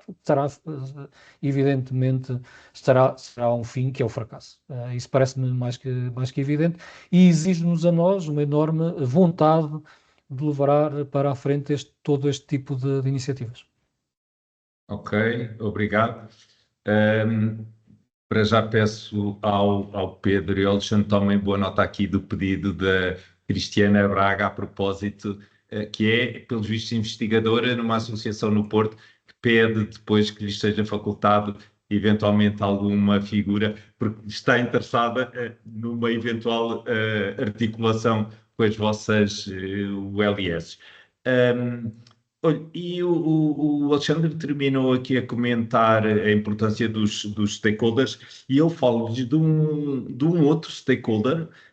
permitam que lhe chame assim, que não foi referenciado aqui enquanto tal, mas que eu lhe atribuo esse nome, que mais não é do que a tecnologia. E porquê é que eu lhe chamo stakeholder? Porque é como se fosse uma entidade que nos pode ajudar imenso nas nossas organizações, porque nós a percebemos, como vocês também próprios já disseram, por um lado têm dificuldade em reter, por vezes, ou ainda têm dificuldade em reter recursos humanos, mas todos nós sabemos também que todas as nossas organizações padecem de um mal comum, que é os parcos recursos humanos que temos para algumas das áreas críticas. E nesse sentido, eu queria colocar aos dois uma questão que é: até que ponto, e se é que já estão a utilizar a tecnologia como um stakeholder, porque é um grande auxílio para o acesso, para o diagnóstico, para o acompanhamento da doença aguda, através da monitorização à distância. Vejamos, vocês são unidades locais de saúde, como referiram, de grande extensão. Vocês não podem estar a conseguir controlar. E aqui, se calhar, para a área do Pedro, que é a especialidade dele, que é a hipertensão, os doentes têm que ser acompanhados à distância. Como é que a tecnologia, se é que já está a ser uma grande realidade? Nós sabemos que há pequenas ilhas, mas há um grande caminho a fazer, inclusivamente, através depois como se fala, com a inteligência artificial, a desenvolver modelos de acompanhamento à distância. Pedro, começo por ti também, uma vez que és médico e que, portanto, isto para vocês deve ser bastante importante. Obrigado. Sim, a questão da telemonitorização à distância é um projeto que nós temos em desenvolvimento e que esperamos que possamos poder dedicá-lo àquelas populações particulares que, estando a uma maior distância dos cuidados diferenciados, precisamos de ter debaixo do olho para uma referenciação mais precoce, evitando o aparecimento de episódios agudos que acabam por ser penalizadores para os utentes e que acabam por condicionar uma prestação atempada e adequada dos cuidados de saúde. O Alexandre referiu bem da percentagem da população que nós temos distantes das unidades que têm os cuidados mais diferenciados e, portanto, a estratégia da telemonitorização é importante, em particular nas populações que têm risco acrescido. Depois há outras estratégias em que, sem dúvida, portanto, a tecnologia é fundamental. Por exemplo, nós estamos neste momento num processo de robotização de um conjunto de procedimentos administrativos para retirar essa carga de uma quantidade de recursos humanos que temos alocados a fazer tarefas repetitivas que podem ser perfeitamente estruturadas no contexto de uma estratégia de robotização. Estamos a utilizar estratégias de machine learning para poder adequar aquela que é a melhor utilização tanto dos nossos espaços assistenciais, dos nossos gabinetes de consulta, como a melhoria da utilização e a otimização da utilização das salas cirúrgicas, quer do bloco convencional, quer da unidade de cirurgia de ambulatório. Temos uma estratégia de geolocalização que nos permite conhecer o perfil sociodemográfico e as comorbilidades dos diferentes concelhos da nossa região, com uma acurácia significativa e que estamos também a implementar para melhor direcionar aqueles que são os recursos humanos necessários em cada região e poder dar resposta mais concreta e assertiva às necessidades dessa mesma área. E depois, por fim, estamos também nós a tentar definir uma estratégia de homogeneização dos termos de referência do que diz respeito às patologias e à identificação das características da população, para que era aquilo que eu falava há pouco, que são os grandes lagos de dados que nos permitem ter uma análise objetiva, com conclusões que podemos extrair para a tomada de decisões, quer no âmbito da saúde pública, quer no âmbito da organização de cuidados. E, portanto, essa capacidade de homogeneizar a determinação das nosologias, a definição das comorbilidades, é absolutamente fundamental e permite-nos também estruturar de uma forma diferente a nossa participação em ensaios clínicos que federam dados de diferentes estruturas e de diferentes países para se poder ter uma globalização do conhecimento e da evidência científica e a sua validade externa, como é lógico. Muito obrigado. Alexandre, por favor. Esta questão tecnológica é essencial, que nos serviços de saúde modernos em vários níveis. Nós, no campo da área da monitorização remota, nós criamos uma unidade central de monitorização remota e que tem permitido, essencialmente, alargar a digitalização dos processos clínicos integrados que estamos a montar. Nós, atualmente, na área de diabetes, temos mais de 500 doentes em teleseguimento e mais de 300 doentes a doenças crónicas respiratórias. Mas a nossa ambição é chegar aos 37 mil diabéticos até ao final de 2025, portanto, em teleseguimento, através desta equipa que temos de monitorização remota, que acompanha estes doentes e todo o percurso dos doentes, encaminhando-os depois para os serviços adequados, seja o hospital de dia, uma clínica que estamos a desenvolver, uma lógica de Integrated Practice Unit para estas patologias crónicas, ou para o serviço de urgência ou para a consulta, evidentemente, nos cuidados do médico de família. Mas o nosso objetivo é ter esta tecnologia toda à nossa disposição. Nossa expectativa, claramente, por exemplo, na área da diabetes, é reduzir 50% das admissões ao serviço de urgência e 50% dos internamentos. Mas, mais uma vez, este acompanhamento em proximidade, mesmo na diabetes, por exemplo, esta possibilidade da retinografia de campo largo em proximidade vai nos permitir algo que nós nunca conseguimos, que é de cumprir os critérios de rastreio para doentes diabéticos na comunidade. E, mais uma vez, o doente não tem que vir à instituição hospitalar, nós temos capacidade de fazê-lo em proximidade e com muito melhores resultados que o equipamento que estamos a colocar à disposição, com, evidentemente, este acompanhamento, depois a avaliação final pelo oftalmologista. Mas quero dar nota que esta tecnologia tem um aspecto importantíssimo no acompanhamento do doente crónico, mas também tem um aspecto importantíssimo, e não me querendo muito alongar nesta componente, nós estamos mesmo na questão de dados, nós temos uma base de dados em OMOP da área hospitalar, em standardização total dos dados, conjunção agora dos cuidados de saúde primários, e isto está-nos a permitir alavancar para a área de inovação e de investigação de uma forma que nunca tínhamos visto antes, e por outro lado estamos também integrados no projeto da Comissão Europeia, no Testing and Experimentation Facilities, e isto tem-nos permitido, por exemplo, já testar mais de 21 algoritmos de inteligência artificial, vindo de startups e de empresas também que sejam mais maduras, nestes testes de algoritmos que nos vão ajudar em algo tão simples como, possibilitar ao médico deixar de olhar para um computador e estar a olhar para um doente enquanto o computador em si vai fazendo os registros clínicos. Portanto, estamos a fazer estes cuidados primários, vamos transpor isso também agora para a área hospitalar. Mas este desenvolvimento agora, isto vai ser muito rápido, a percepção que nós temos, e vai ser muito facilmente disseminável grande parte desta tecnologia na prestação de cuidados. Há aqui outra componente também que não é despicienda, que é nas áreas dos serviços de apoio. Eu creio que nós estamos a subutilizar as capacidades tecnológicas que também existem. Nós estamos a estudar a possibilidade também de utilização de robôs ou melhorar a possibilidade de automação em áreas internas de suporte, mesmo de gestão operacional. Nós criamos uma unidade central de gestão de camas que vamos iniciar já no dia 18, a sua operacionalização através de um software de gestão de camas dos hospitais do Estado de Coimbra. Estamos a falar de cerca de 1.100 camas que pela primeira vez são geridas centralmente através de humanos que fazem a gestão, mas com apoio, com o suporte de tecnologia. E isto são pequenos exemplos de vários que nós temos em curso que nos vão permitir claramente melhorar muito mais a nossa capacidade operacional e depois, por outro lado, melhorar as condições de trabalho dos profissionais e melhorar no final do dia os cuidados ao utente e reduzir muito a despesa. Há aspectos, por exemplo, que nós, no nosso caso, temos muito atraso nas áreas, particularmente o nosso hospital, a nossa componente hospitalar, e depois também, agora vindo bem largada para os cuidados primários, que é a questão logísticas, as questões de gestão operacional, que claramente o trabalho que a Conselho de Administração está a fazer é mais de recuperar tempo, sinceramente, do que propriamente a inovar, como estamos a fazer, por exemplo, nestas vertentes mais clínicas, mas há aqui uma necessidade de introduzir estas tecnologias de uma forma corajosa e de envolver o maior número de pessoas neste processo. Seja áreas, serviços financeiros, recursos humanos,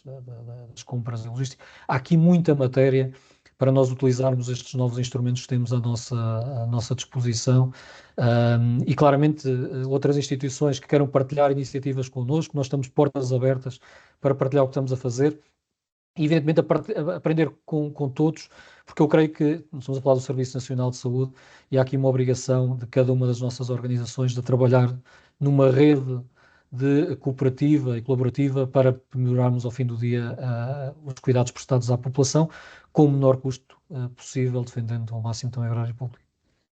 Obrigado, Alexandre. O Pedro ainda tem aqui um pedido de palavra. Sim, queria imbuído do mesmo espírito, porque me parece importante aquilo que o Alexandre falou e de facto é o que nós aqui estamos a fazer, estamos a partilhar experiências e a retirar o melhor uns dos outros e assim é que vamos avançar. Eu esqueci-me de referir há um bocadinho uma coisa que me parece importante, mas que é um problema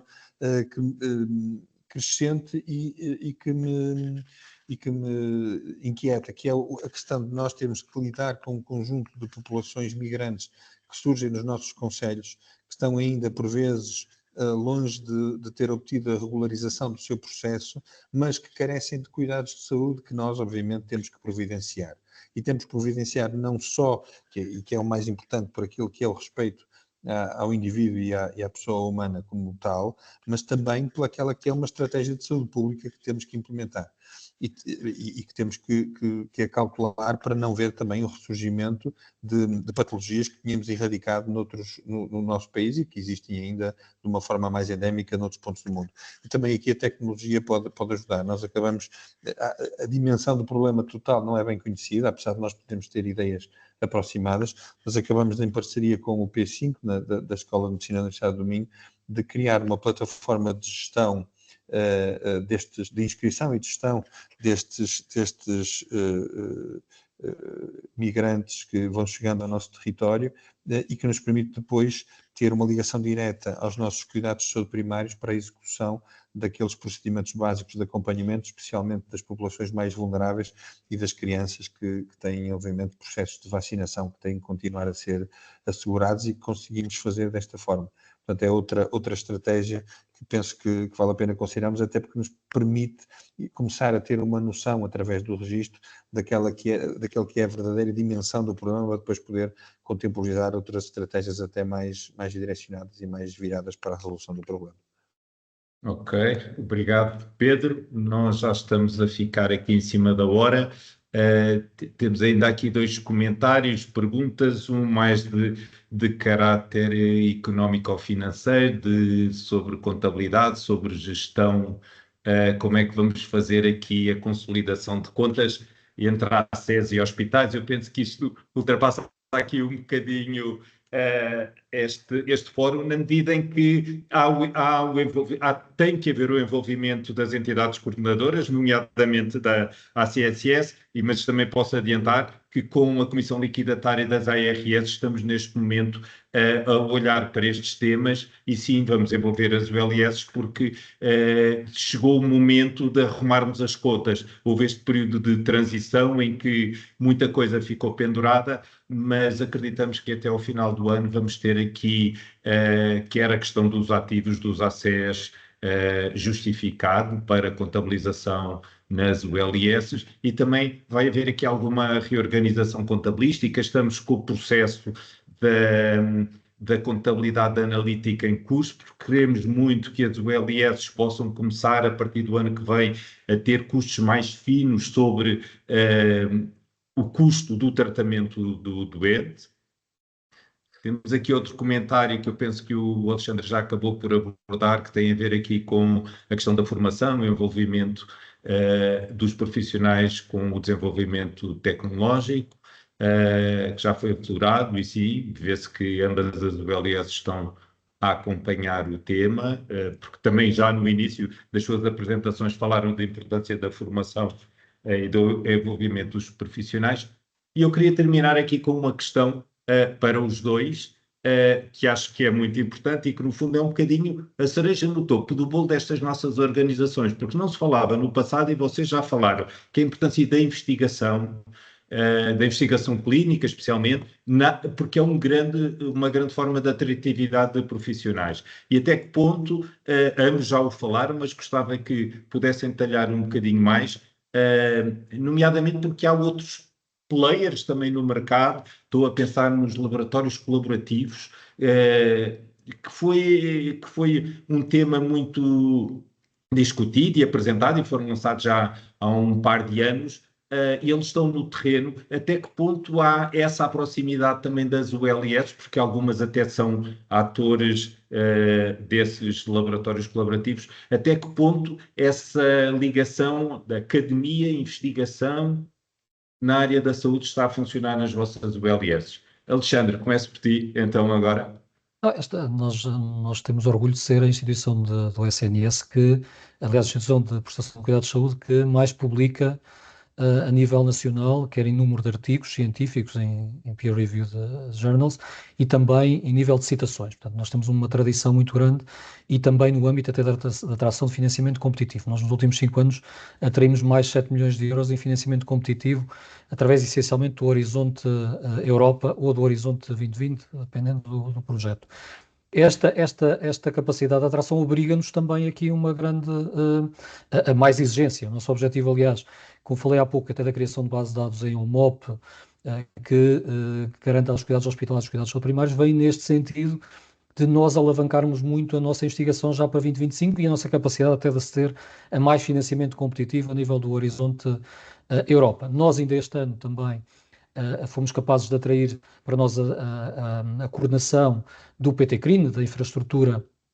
Nacional para os Ensaios de Iniciativa do Investigador, que estava na Nova Medical School e passou aqui para Coimbra, liderada pelo professor João Sargento Freitas,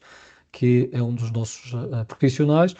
e tivemos capacidade de atrair este tipo de investimentos e, naturalmente, estamos a fazer um esforço grande até de promoção. Ainda hoje, devo dar nota, vamos ter um concerto de Natal ao fim da tarde, e vamos distribuir bolsas de investigação aos melhores a projetos de investigação que foram apresentados, também prémios do melhor artigo de investigação, prémios esta necessidade de valorizar os profissionais e também atribuir a primeira bolsa que temos também do programa do Global da Harvard Medical School, que o nosso objetivo é todos os anos colocar pelo menos 5 médicos neste programa, até porque sabemos que estes médicos que estão envolvidos neste tipo de programas depois conseguem ter capacidade para fazer investigação localmente. Mas estamos a falar em 2 componentes relevantes, uma da investigação clínica, e aí sim a grande dificuldade que nós temos é de garantir que a investigação clínica se realiza na instituição e na promoção da instituição. Grande parte do esforço das instituições é a prestação de cuidados de saúde e é preciso encontrar estratégias para valorizar a investigação clínica e de dar sempre tempo dedicado também aos próprios clínicos e estruturas de suporte. Então, nós este ano também contratámos 3 pessoas só para suporte em conjunto no âmbito do Centro Académico e Clínico, para dar suporte aos ensaios de iniciativa do investigador, que era uma das nossas maiores peças, mas depois também temos esta componente e pronto, temos os ensaios comerciais, como o Pedro falou há pouco, nós não temos fase 1 neste momento, mas a partir de fases precoces, de 2A, 2B, e de alargar estes programas, nós temos mais de 100 ensaios em curso, com centenas de doentes em seguimento, mas evidentemente há aqui um caminho ainda muito grande para Portugal se desenvolver e nós também. Na parte da inovação e essa de translação, nós temos uma parceria muito intensa com o Instituto Pedro Nunes, temos uma incubadora para montar até ao final deste ano aqui nos hospitais da Universidade de Coimbra, uma incubadora de empresas com espaço dedicado para teste de produto. Depois também temos o TEF, este que falei há pouco, do Testing and Experimentation Facilities, que é dedicado à robótica e à inteligência artificial, que é um consórcio grande a nível europeu de 60 milhões de euros financiados pela Comissão Europeia para precisamente testar tecnologia, e estamos muito empenhados em testar esta tecnologia, particularmente algoritmos de inteligência artificial. Mas eu creio que o mundo está à nossa frente e que eu creio que, essencialmente, tendo a noção, do ponto de vista estratégico, que nós temos que ter, e sabemos que a qualidade clínica está associada à investigação clínica e a capacidade de inovação está associada à nossa capacidade de atrair inovadores e empreendedores para as nossas instituições, isso parece óbvio, e esse caminho que estamos a trilhar na expectativa, já no próximo ano, de duplicar o nosso financiamento competitivo, e estamos bem, creio que estamos bem lançados para isso, porque claramente este é um mundo muito competitivo a nível europeu e permitam-me dizer isto, tem que haver tenho dito isto várias vezes até em outro contexto, tenho um capítulo do livro sobre isso, a dar nota que é preciso profissionalizar estas áreas e dar possibilidade às instituições do SNS de profissionalizarem estas áreas, porque sem essa profissionalização não vamos ter capacidade de apoiar os clínicos essencialmente a desenvolverem valor onde eles conseguem criar valor. E é preciso ter estratégia, profissionalização, para sermos muito mais competitivos do que somos até o momento. Ok, obrigado. Pedro. Obrigado. Não, este é sem dúvida um problema fundamental e é fundamental não abordado na perspectiva de uma OLS ou de outra OLS, mas sem dúvida abordado no contexto do país, porque nós perdemos durante muitos anos a capacidade competitiva de atrair investimento no domínio da investigação e da inovação, particularmente no contexto dos ensaios clínicos e dos ensaios de inovação científica, e ele foi sendo perdido precisamente porque nós não fomos capazes, durante muito tempo, de encontrar uma estrutura comum num país da dimensão como a nossa, que pudesse atrair para as diferentes instituições a capacidade de executar e de participar nestas estratégias de inovação. Elas têm uma vantagem grande, o Alexandre referiu uma muito importante, que é a capacidade de oferecer estruturas de apoio aos clínicos para eles desenvolverem investigação clínica e assim aperfeiçoarem o seu conhecimento clínico e técnico, que depois é obviamente transposto para o cuidado dos doentes com uma diferenciação significativa, e isso é, sem dúvida, aquele objetivo que nós tentamos alcançar hoje, não só com os programas de cofinanciamento que temos com as instituições académicas para a obtenção de graus do terceiro ciclo, mas também com a criação destas mesmas estruturas e como o Alexandre aqui já falou, de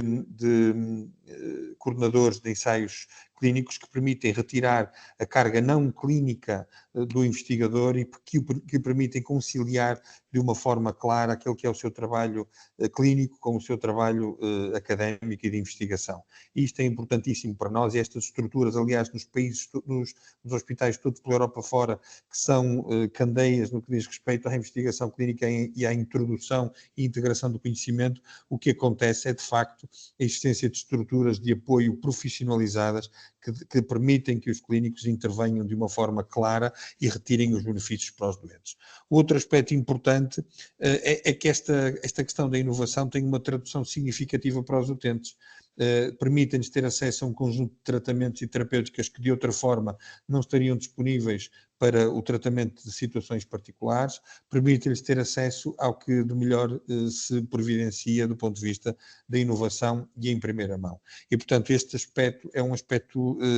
duplo. Eu diria também, por outro lado, que do ponto de vista da translação nós temos a mesma sorte de fazer parte de um consórcio que trata de transformar a nossa unidade numa unidade de translação, seja através da parceria que temos com os diferentes stakeholders na indústria, seja através da parceria que temos com os laboratórios colaborativos, e neste caso não só do ICVS 3Bs, que é o laboratório colaborativo da nossa instituição, mas também do I3S, com quem desenvolvemos laços de parceria, e particularmente de medicina de precisão, que foi o que fizemos com o IPOP, do IPO do Porto, onde estamos apostados numa estratégia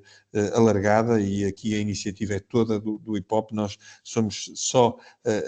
aqueles que se chegaram à frente para ajudar a concretizar o projeto, mas o mérito é todo do IPO do Porto, e é preciso dizer isto com clareza, porque é outro exemplo de uma instituição que tem caminhado numa estratégia de procura de excelência e que tem disseminado essas mesmas boas práticas pelas unidades que são adjacentes. E isto tem permitido como dizia o Alexandre,